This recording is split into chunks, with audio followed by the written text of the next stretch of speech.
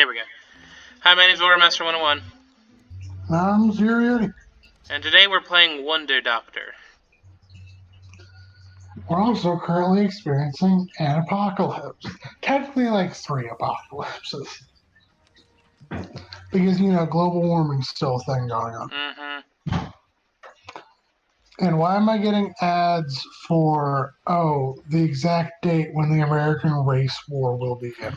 What the fuck? Excuse me? Yeah. Are you following somebody that's Charles Manson or something? No.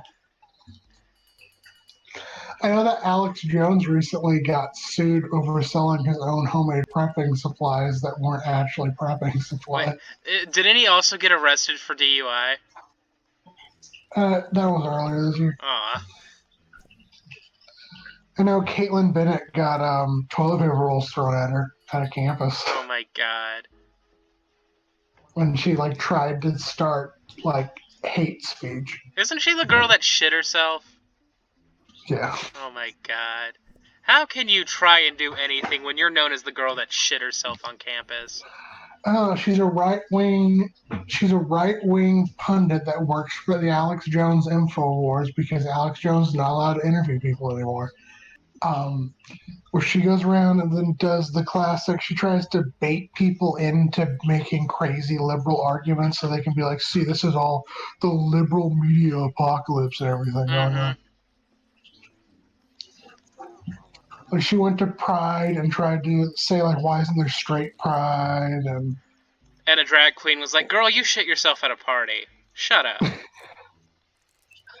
the entire Pride parade was like Caitlin Bennett go home. Caitlin Bennett go home, and they weren't letting her go actually to the Pride parade. And then when a police officer showed up, she tried to play the victim, and the police officer was like, "Yeah, no, you are to leave." And then when she tried to follow the police officer, he's like, "No, don't follow me. You need to get in your cars and you need to go." Or I will arrest you. Anyway, today's Random Fact Thursday is going to be something that I have experience with where I'm going to give you guys some prepping tips because I am a pseudo prepper. Not as big of a prepper as I used to be because honestly, I stopped caring if I live or die, which kind of impacts you're wanting to prep for the apocalypse, if you know what I mean. Mm-hmm. But we're currently experiencing a myriad of apocalypses right now. We still have the Amazon fires are still going. The Australian fires went out mostly because water, but left the land as a very much charred landscape. Of course, we have coronavirus, which is spreading widespread. There's a lot of panic about that. We also just have climate change happening. And as a side effect of coronavirus, we're seeing animals that aren't normally found in cities invading cities because now the streets are empty. For an example, you still there? Yeah, I'm still here. Okay. For an example, we have in India and China, there are the monkey temples. In Thailand, there are the monkey temples where it's a big tourist destination. People go to the temples, they feed the monkeys, and then everything's happy there. Well, because no one's been going to the temples for a month now, Mm-hmm. the monkeys have started going into towns and just robbing shit from convenience stores. Just fucking stealing everything. And in the United States, especially on the East Coast and a little bit on the West Coast, we're seeing coyotes and bears going into towns. Mm-hmm. In Europe, they're seeing boars and foxes. Um, in Japan, there's a nature preserve where you can go up to deer and feed them, but because nobody's been feeding them, nobody's been there to feed them, they've been like wandering into places that they shouldn't be. Yeah. Which I think just hammers home the effects. Like, because in Thailand there were like elephants that wandered through a city one day because there was no one to like stop them from coming in. Mm-hmm. Elephants just wandered through the city. It just hammers home that nature doesn't give a single fuck about our made up fucking borders. Because like all borders, cities, where things should and shouldn't be according to humans is all fucking made up bullshit. Especially like you look at the coronavirus, it does not give a single fuck that we said it was an Asian only virus or a China only virus. You know, doesn't give a single fuck. But now I'm gonna transition into actual prepping. Mm-hmm. There are some myths and stuff about prepping, such as everyone who's a prepper thinks that their race war will start, according to this ad I keep getting. Um, there's a bad association with prepping due to stuff like doomsday preppers and like stuff. You get this narrative that it's usually, especially in the United States, that we think that preppers are people who think the apocalypse is going to start any day now. A And they race war's all about have to like happen. stockpiles of guns, and they're right wing people who think the second civil war is coming. That's not the case for every prepper, especially like considering me. You don't have to be a crazy right wing conspiracy theorist to accept that climate change is a very much apocalyptic scenario that we're dealing with right now. Or preparing for the coronavirus when you start hearing about it back in 2019 that stuff was happening in China. That's when I bought some stuff. Like I loaded up on supplies to make my own hand sanitizer. Mm-hmm. Anyway, um, or you're when you live in air, or even small on a smaller scale, like if you live in Florida or Louisiana or like Puerto Rico, and you're preparing for hurricanes, or you're in California or Oregon and you're preparing for earthquakes, or I guess they just had a 5.0 in Utah. Yep. Well, 5.8 in Utah. That like it didn't kill anyone; it just demolished some buildings. We're here in the Midwest. We deal with tornadoes. And with the rise of climate changes, these scenarios are going to become more and more frequent. And so I would say it's important to prepare for when you might not have power or the grocery store is not able to get stocked because the road's demolished or flooded or you can't get clean water because of a hurricane, et cetera, et cetera. I'm going to start off with a good way to prep is to have 1 to 2 months supply of food stored away and stored away in times of crisis as well as with water. In fact, it's better to get water. It's more important to get water than food, honestly. Yep. Now, we're beneficial in the coronavirus that this isn't a virus that's transmitted through the water supply, so most of us still have clean water.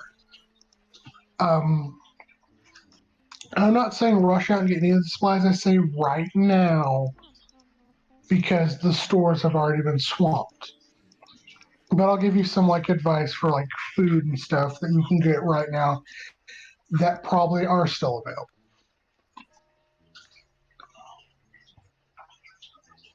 But here's some like here's first tip for storing plenty of water. Water is more important than food. You're going to go through a lot faster than you think. You need it for cooking, you need it for cleaning, you need it for drinking.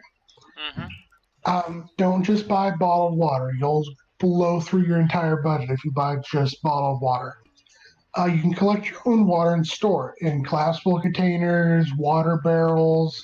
Um, I have a big brute trash can that's watertight that I use to mix water for fish tanks. That if I needed to, I could just fill it up with water from the tap and I could store it for a long time. Um, you store a few gallons of water in your basement or in your garage. Here's the thing about water that people may think like, okay, a good way to store water is in those giant water jugs that you can get that like they put in water. Um, Mm-hmm.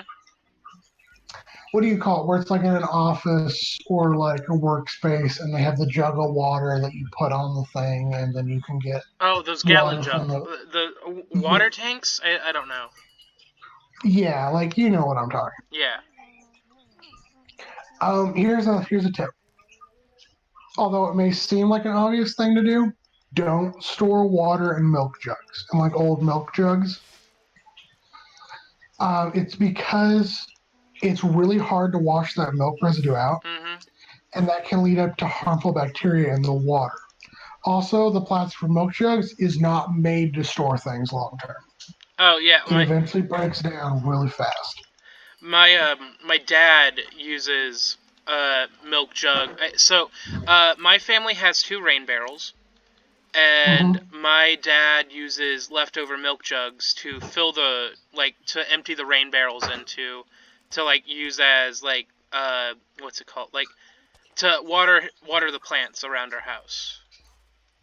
But like yeah, those don't last long term, because there have been several occasions when I'm watering the plants for him and I pick up a jug and it collapses in on itself and I get water all over me. Yeah. Um, Another tip: when you're going out and getting food, don't just get canned food. There's this idea that your food pantry must be loaded with canned foods and nothing else. You need to have a variety of food that isn't just canned food because, like, canned, dried, freeze dried food are all good methods in order to diversify your diet. Because canned foods have a lot of preservatives in them that aren't exactly healthy for you. Mhm. So yeah, your ideally your food pantry should be a mix of canned, dried, and freeze dried food. Um, a cheap way to get food, and you can probably get this. Now, lots of supermarkets have been heavily hit due to coronavirus, but there are some places that haven't. Your Chinese and your Mexican markets, because of racism, aren't as heavily hit. They're perfectly safe to go to, and you can get beans and rice. You can get a few pounds of beans and rice that can last you several weeks for relatively nothing. This also might sound like a crazy idea, but your gat like so back at my college, it was like a few days before spring break started, and like the coronavirus started getting started, and I walked down to Target to get some stuff. Place was like on the verge of being empty. And I'm like, well, fuck, I guess I can't get some of the stuff here. Then, as I was walking back, I went into a 7-Eleven and, just to pick up some stuff, like a drink or something. And that place had, like, toilet paper and stuff. Yeah, And, like, nobody was taking it because, like, it's low quality, like, toilet paper. But, like, it's still toilet paper. yeah.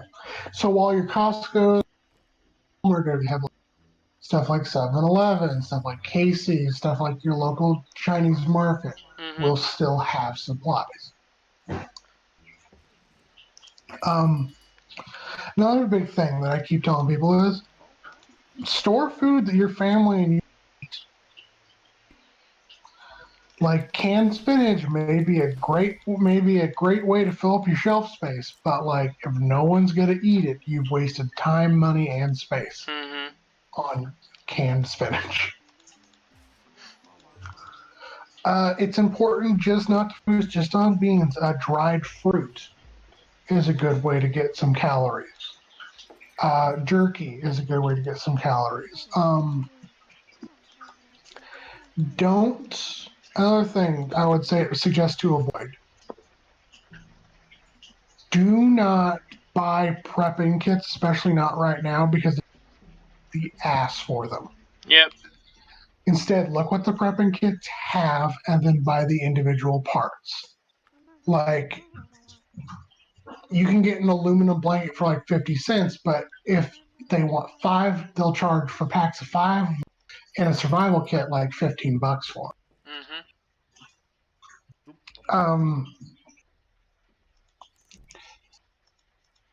it. Get a good way to start is I would suggest getting a month's supply of food, getting a month's supply of water and or water purification methods. That would be like a life straw or water purification tablets Mhm. are both good methods. Um, don't put all your don't put all of your stuff in one place. You might want to put some in your garage, some in your basement. Another good thing to have is a bug out bag, which has a a week supply of food, a week supply of water purification, a change of clothes, a knife, cordage, which is like rope, a fire starter, all in like a waterproof vessel, like a waterproof backpack. Mhm. And you can take that with you if you need to leave, because it's something that you're going to need to leave or need to leave. Don't forget about hygiene and sanitation. Stocking up on soap is an important thing to do. Making your own soap is fairly easy. It's a mixture of borax and oil for most soap recipes. Here, I'll pull up a simple soap recipe.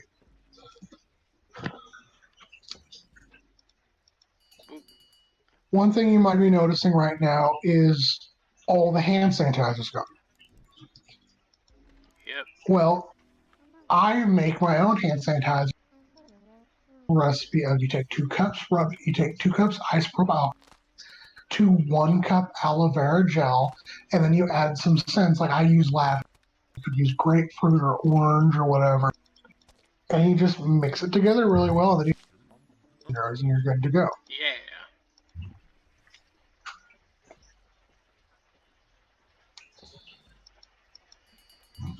Like a good recipe for a common recipe for soap would be: you take some borax, you take some distilled water, a few ounces of lye, and then coconut oil or olive oil. You mix it all together, you pour it into a mold, you've got soap.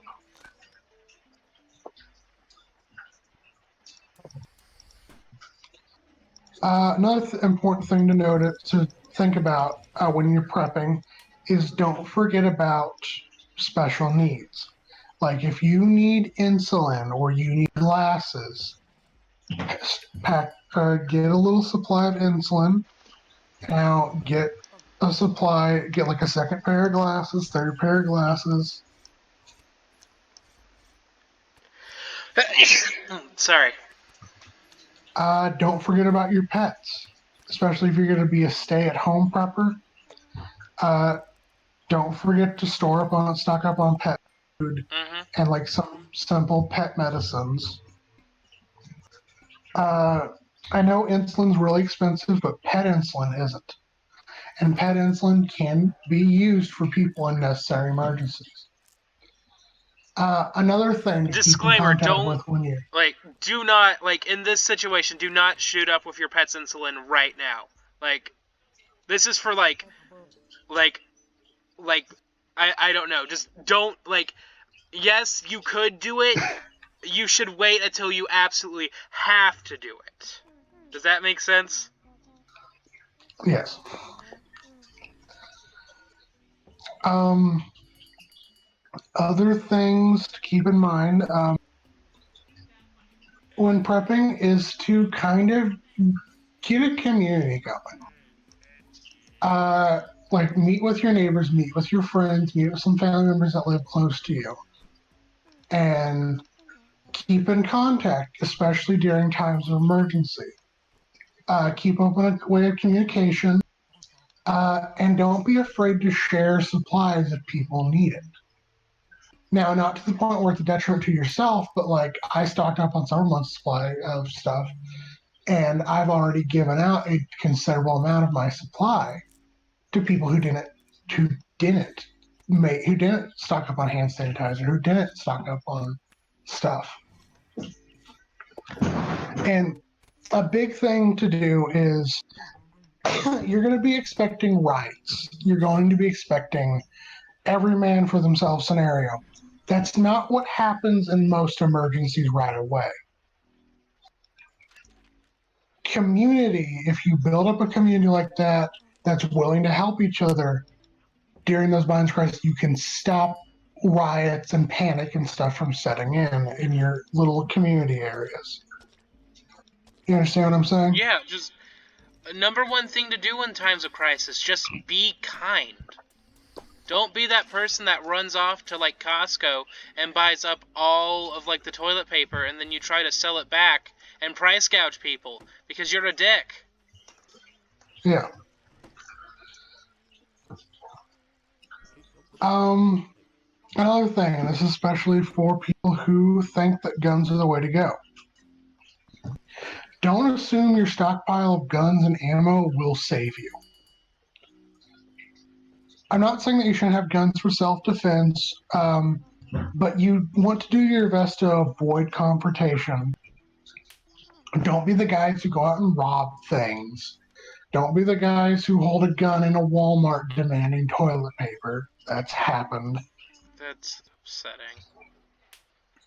You can have all the guns and ammo in the world. It doesn't mean shit if you can't get water. Mm-hmm. What I recommend is for people who want to have a gun is you get a small caliber rifle or handgun and like a 22 where you can buy a lot of cheap ammo and plan on using that for hunting. This isn't going to be every man for himself, take out, fight the other survivors, fight the raving mobs coming to your door for your supply. No. 9 times out of 10, you're going to need that gun to go out and kill a duck, to go out and kill a duck. And that's literally all the use you'll get out of Duck was a weird choice. it. There's a duck outside. Uh, Anyway, like a 22 or a 410 shotgun, maybe a 20 gauge. If you're a 20 gauge is a really reliable gun, honestly. Like a 20 gauge shotgun, don't go for the AR-15s. Don't try and get a hold of an AK-47. Um, don't go for like big caliber rifles because you want to snipe some guy from 5 blocks away, or you think you're going to need to take down a truck that's driving straight for your door. No, you need a gun so that you can kill an animal. Another thing, stock up on fishing supplies if you live near a water source. Like I have things called yo-yo reels where you can literally set the line and then if a fish grabs it, it pulls it out of the water like a snare.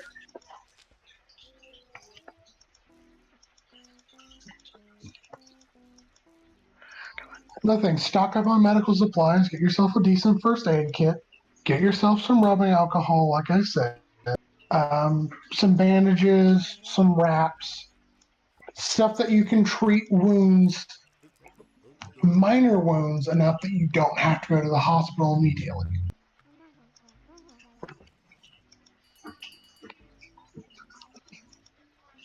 Another thing, uh, get some books. Get some books about wildlife and edible plants in your area.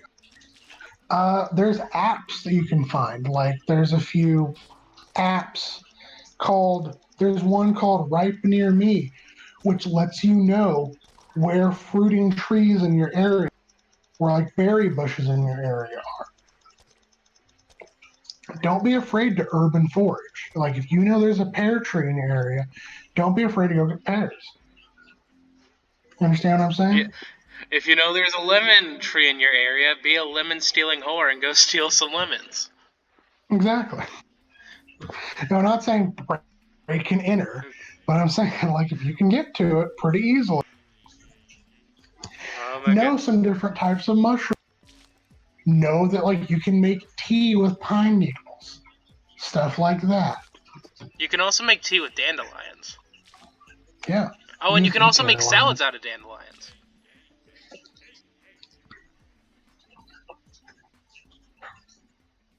I think I've covered what I wanted to cover. Okay, cool. I don't really have anything to. Well, okay. So, there is one thing that I do want to say. If you are currently in America and you are currently unemployed because of the coronavirus, because the place that you are working has decided to close down shop for right now, uh, go. The oh God, what is the word? The unemployment webs. Go file for unemployment. The unemployment website is waiving their 1 week waiting time period, and you can go on right now and go file for unemployment right now. Like, do what you still need to do to survive. I feel like I just said words and none of them made sense. Yeah. But like, Well, bye guys, gals, and non-binary. we will make it. We will get through this. We will all be okay.